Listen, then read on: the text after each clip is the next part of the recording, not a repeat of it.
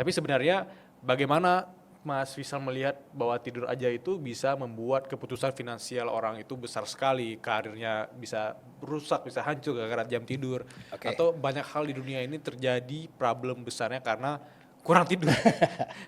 Oke, mungkin lebih ke arah apa sebetulnya yang diberikan oleh tidur itu sendiri, yaitu pemulihan secara fisik, mental, dan emosional yang holistik.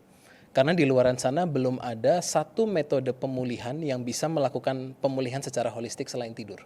Selain tidur. Selain tidur, belum ada, ya kan? Dan pada saat pemulihan secara let's say emosional dulu deh, tidak terjadi secara optimal, orang itu akan bangun dengan ada satu bagian di otak kita yaitu amigdala yang lebih reaktif. Amigdala itu pada umumnya sering dikenal sebagai fear center. Nah, pada saat dia lebih hiperaktif, artinya kita akan semakin takut, semakin mudah cemas, semakin impulsif.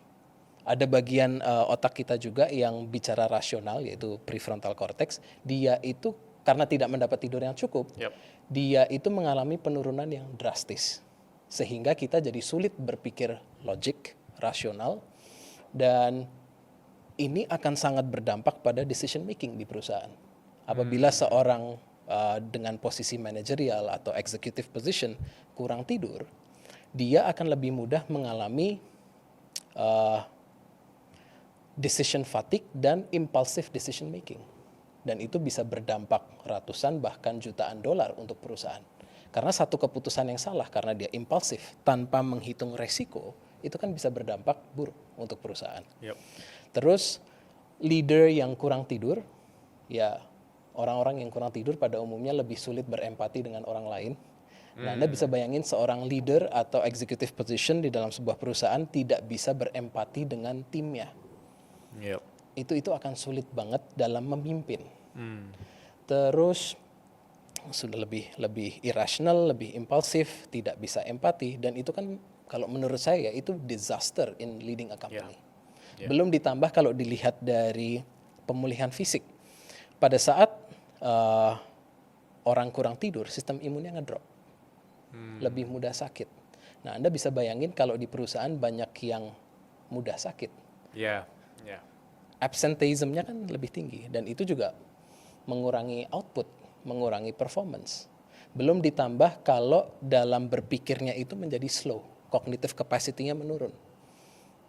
Jadi how do you make rational decision making kalau mikir aja jadi slow?